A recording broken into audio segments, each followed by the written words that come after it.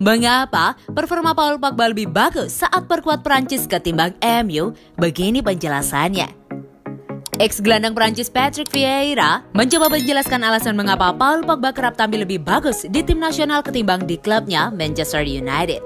Satu pemain yang bisa disebut sebagai bintang kemenangan Prancis atas Jerman di laga Matchday 1 Grup F Euro 2020, Rabu 16 Juni 2021 dini hari waktu Indonesia Barat, tentu saja adalah Pogba. Gol tunggal kemenangan Prancis yang lahir dari bunuh diri Mats Hummels pada menit ke-20 adalah buah dari visi luar biasa Pogba ketika memberi umpan pada Lucas Hernandez. Selain itu, Pogba juga berkali-kali merepotkan pertahanan Jerman serta sukses menjaga keseimbangan timnya di lini tengah. Wajar jika gelandang Manchester United ini dianugerahi gelar Man of the Match. Vieira pun memiliki penjelasan tersendiri tentang perbedaannya penampilan Pogba di tim nasional dan di klub. Menurutnya, itu terjadi karena sistem permainan yang berbeda. Ada pertanyaan tentang kinerja yang dia tunjukkan bersama Manchester United, yang dia tunjukkan bersama tim nasional Prancis jauh lebih baik, ujar Vieira kepada ITV. Saya pikir mungkin dia merasa lebih nyaman di sistem Perancis daripada di Manchester. Jelas dia seorang pemimpin dan pemain penting. Ketika dia di Manchester, dia harus bertanggung jawab juga, tambahnya. Solskjaer minta pendapat pemain MU soal target buruannya. Siapa dia? Manajer Manchester United atau MU Ole Gunnar Solskjaer dilaporkan telah meminta pendapat pada pemainnya tentang beberapa kemungkinan target transfer untuk musim panas. Setan Merah pasti akan memiliki musim panas yang sibuk setelah mendekati rival penantang Manchester City untuk gelar Liga Inggris musim lalu. Meskipun pada akhirnya tak cukup untuk tetap dekat dengan juara, karenanya sangat penting bagi MU untuk meningkatkan skuad mereka musim panas ini. Dan tampaknya Solskjaer sudah memiliki beberapa nama besar dalam pikirannya. Namun untuk itu Solskjaer dikabarkan akan mendiskusikan kemungkinan alternatif murah untuk skuadnya. Karenanya dia akan mengajak diskusi pemainnya. Penggemar MU akan tertarik untuk melihat Solskjaer dengan jelas menganggap penting untuk mendapatkan umpan balik dari skuadnya tentang pemain potensial yang seharusnya bagus untuk keharmonisan MU. Laporan tersebut tidak menyebutkan target spesifik ini, tetapi disarankan agar Solskjaer juga mempertimbangkan beberapa pemain yang lebih murah. Ini dilakukan sebagai alternatif untuk nama yang lebih besar seperti Jadon Sancho dan Rafael Varane. Selama ini kedua pemain itu santer dilaporkan akan merapat ke Old Trafford.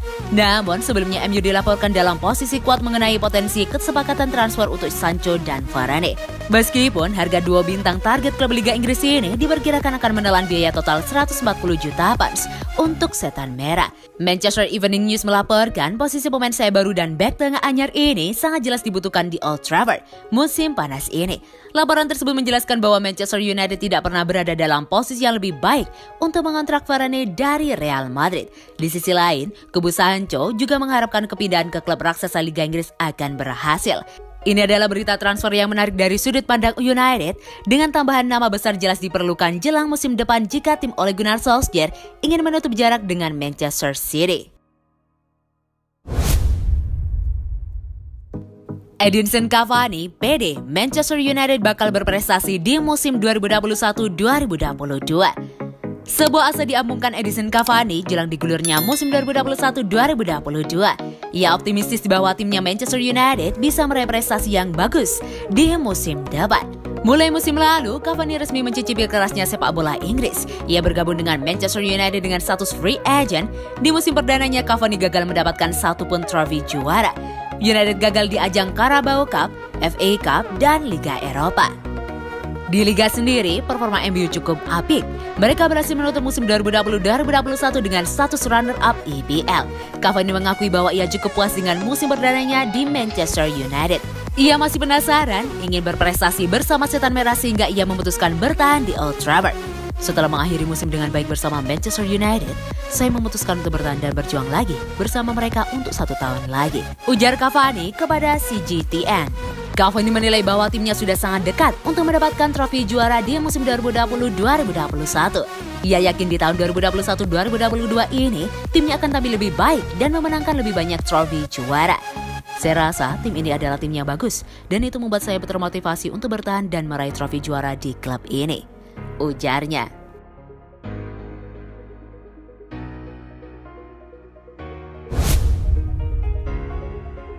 Segera merapat ke Old Trafford, ini 4 keuntungan Manchester United merekrut Jadon Sancho.